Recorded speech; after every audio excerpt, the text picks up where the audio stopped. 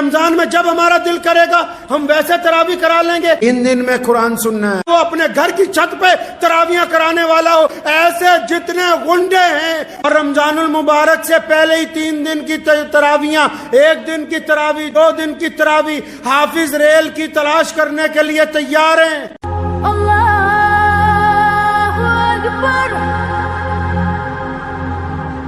جب ہم قرآن کی بات کرتے ہیں تو ایسا لگتا ہے کہ ایک روشنی کا مینار نظر آ رہا ہے جو ہمیں راستہ دکھا رہا ہے، لیکن اس کے ساتھ ساتھ ان ٹھیکیداروں کو دوبارہ یاد کرواتا چلوں جو دنیا میں اب نام نہاد ٹھیکیدار بن گئے اسلام کے، جو اگر قرآن پاک کو اگر کوئی غیر مسلم کچھ کہہ دے یا کر دے تو پھر شور مچاتے ہیں، اور رمضان المبارک سے پہلے ہی 3 دن کی تراویح، 1 دن کی تراویح، 2 دن کی تراویح، حافظ ریل کی تلاش کرنے کے لیے تیار ہیں. جو اسلام کی روایتوں کو اپنی دولت کے بل پر کہ ہم تو مسجد تک چل کے جا نہیں سکتے، ہم تو اپنے گھر میں امام بلا کے یہیں پر تراویح کرواتے رہیں گے، کرواؤ پھر اپنے گھر کے اندر تراویح. اللہ تبارک و تعالیٰ کو ایسے لوگوں سے کچھ لینا دینا نہیں جو جان بوجھ کے اسلام کی جمعیت کو، اسلام کے اتفاق کو، مساجد کی رونقوں کو کم کرنا چاہتے ہوں. یہ اللہ تبارک و تعالیٰ کی رضا نہیں حاصل کر رہے، یہ قرآن پاک کی بیعت بھی کرنے کی کوشش کرتے ہیں.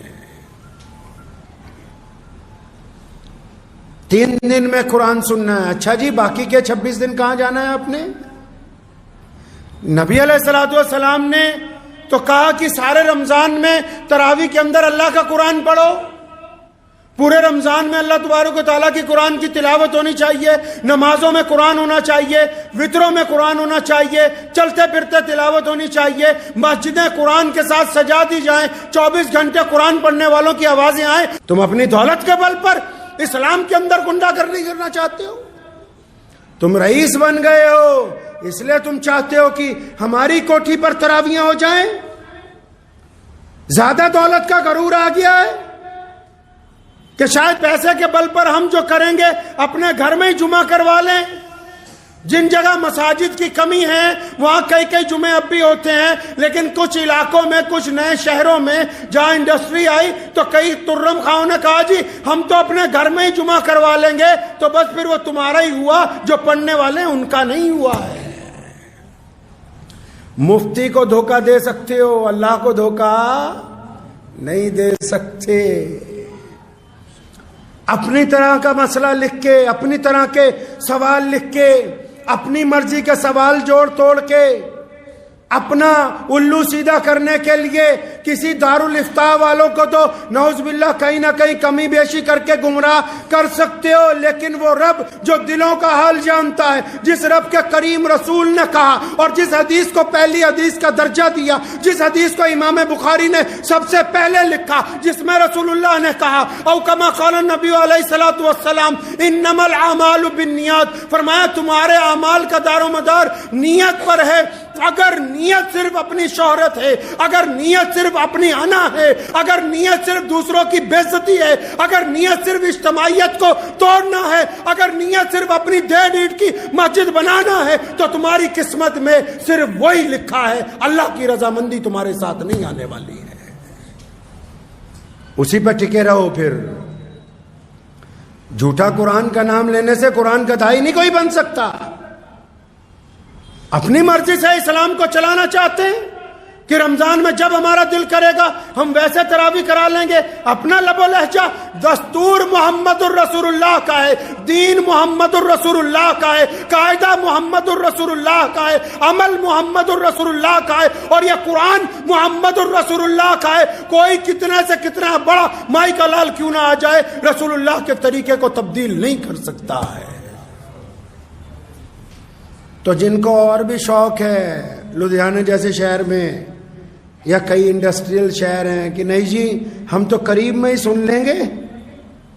حضرت عبداللہ ابن مختوم رضی اللہ تعالیٰ عنہ نابینا صحابی، آنکھوں سے نظر نہیں آتا، مسجد نبی صلی اللہ علیہ وسلم تک آتے ہیں، ٹھوکر لگتی ہے، گر جاتے ہیں.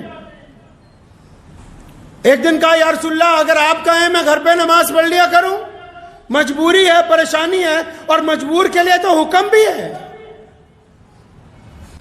تو اللہ کے نبی نے کہا بالکل ٹھیک ہے، مجبوری ہے بڑی، ابھی باہر بھی نہیں نکلے، جبریل آ گئے، فرمایا یا رسول اللہ کہتے ہیں آپ نے ان کو کیوں گھر پہ کہہ دیا نماز پڑھنے کے لیے؟ ایسے ہی لوگوں کی وجہ سے تو دوسروں کی بھی نماز قبول ہوتی ہے۔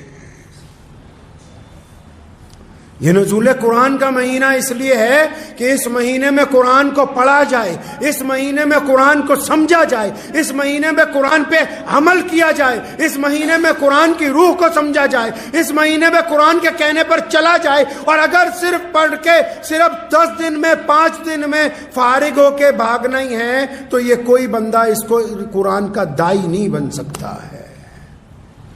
کیا کہا قرآن نے؟ قرآن نے کیا کہا؟ اگر یہ رمضان آ گیا تو پھر لے آئیے کچھ ایسے لوگوں کو جو مسجد میں کم از کم ایک رکوع کا روزانہ ترجمہ کر کے آپ کو تفسیر بتا سکے تراویحوں کے بعد کہ اللہ کا قرآن کہتا کیا ہے۔ اللہ کا قرآن بار بار کہتا ہے کہ جس اولاد پر، مال پر، اس مال پر جس کے ختم ہو جانے کا تمہیں خطرہ ہے، تم اس کو لے کے رب کو چھوڑتے ہو۔ اللہ کے قرآن نے کہا عورتوں کو کہ اپنا چہرہ ڈھانپ لو، لیکن اس سے پہلے مردوں کو کہا کہ اپنی نگاہوں کو نیچے کر لو۔ اللہ نے قرآن میں کہا نمازیوں کو کہ یتیم کی عزت نہیں کرتے، خراب ہیں ایسی نمازیں جو یتیم کا احترام نہیں کرتا۔ اللہ قرآن میں بار بار فرماتے ہیں کہ چغلی مت کرنا، کسی کے عیب مت تلاش کرو۔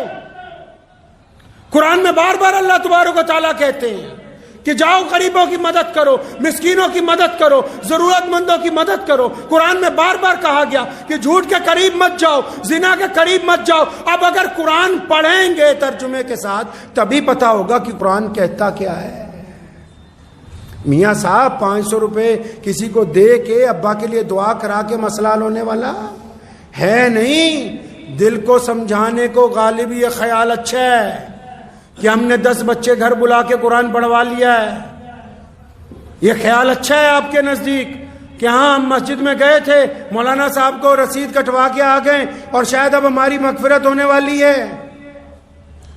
وہ الگ بات ہے جو آپ نے اللہ اور اس کے رسول کے نام پر دیا، وہ ایک الگ معاملہ ہے اجر و ثواب کا، لیکن جو اپنا کردار خراب ہے اس کو کون ٹھیک کرے گا بھائی؟ رمضان کس تیاری کی بات کرتا ہے؟ ہم کون سی روایتوں کی بات کرتے ہیں؟ روایتیں یہ ہیں کہ روزے دار روزوں سے پہلے اس بات کی تیاری کر لے کہ اس بار ایک بھی روزہ قضا نہیں ہوگا۔ روزے دار اس بات کی تیاری کر لے کہ اپنے رب کے علاوہ کسی اور کے آگے ہاتھ نہیں پھیلایا جائے گا۔ روزے دار اس بات کی تیاری کر لے کہ یہ آنکھیں کسی کی طرف گندی نگاہ سے اب نہیں اٹھیں گی۔ روزے دار اب اس بات کی تیاری کر لے کہ جن کا میں نے حق مارا ہے ان کا پہلے حق ادا کر دوں گا، اس کے بعد رمضان المبارک کے روزے رکھوں گا۔ تیاری اس کو بولتے ہیں، روایتیں یہ ہیں۔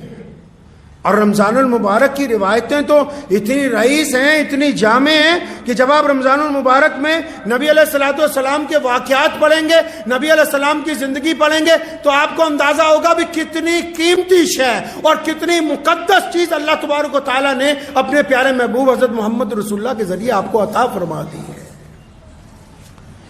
اکثر آپ نے ایک بات سنی ہوگی، کوئی گنہگار بندہ کوئی اچھا کام کرتا ہے نا تو لوگ کہتے ہیں 900 چوہے کھا کے بلی حج کو جا رہی ہے۔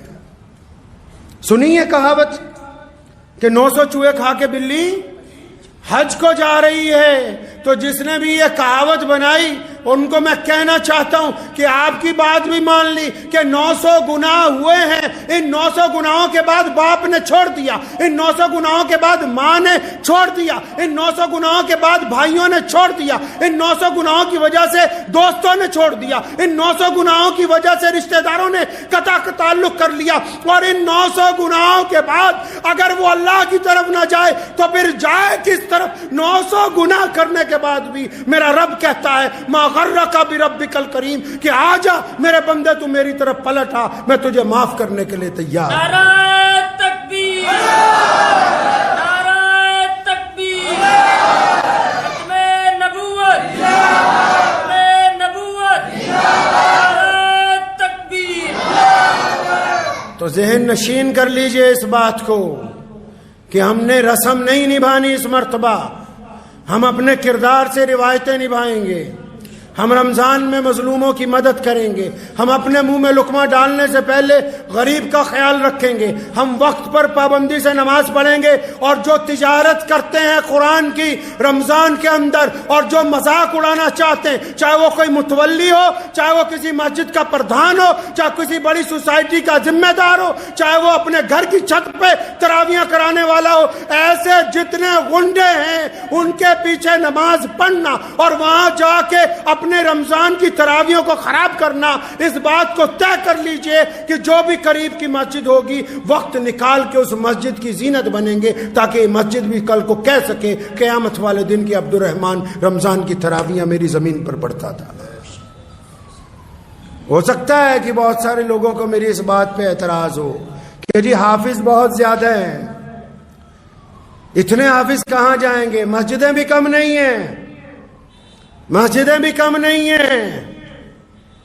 اور ہمت کیجئے، ایک میں 2 بار سن لیجئے، مسجدوں کی بھی تعداد کم نہیں ہے، اور اگر کم پڑ رہی ہیں تو اور بناؤ، اللہ کے گھر اور بناؤ، تاکہ یہاں لوگ علم حاصل کریں، عبادت کریں، بچے تعلیم حاصل کریں، لوگوں کی طرف پیغام محبت بڑھتا ہوا جائے۔ لیکن یہ نہیں ہو سکتا کہ ہم دستور کو بدلنے کی کوشش کریں، دستور کو تبدیل نہیں کیا جا سکتا ہے۔ یہ اسلام کی یہی تو بات ہے۔ پوری دنیا میں اب تک جتنے دستور بنے، بڑی بڑی حکومتیں بنی، جو نئی حکومت آئی اس نے پچھلے والے کا دستور بدل دیا، جو نیا بندہ تخت پر بیٹھا اس نے پہلے والوں کا دستور بدل دیا۔ یہ محمد رسول اللہ کا دین ہے اور اس پر رسول اللہ نے مہر لگا دی، سونے محمد صلی اللہ علیہ وسلم نے مہر لگا دی، کمپلیٹ کر دیا، مکمل۔ اب کسی کی تعویلیں اس کو تبدیل نہیں کر سکتی، اور بلندی سر بلندی ہے ہی ان لوگوں کے لیے جو اللہ اور اس کے رسول کی اطاعت کرتے ہیں، عزتیں انہی کے لیے ہیں جو اللہ اور اس کے رسول کا کہنا مانتے ہیں۔ تو تیار ہو جائیں، اس رمضان میں کریں گے انشاءاللہ، روایتوں پہ عمل کریں گے انشاءاللہ، رسمیں نہیں نبھانی ہم نے انشاءاللہ، ہم روایتیں نبھائیں گے، اور وہ روایتیں جو رسول اللہ صلی اللہ علیہ وسلم نے رمضان میں نبھائی ہیں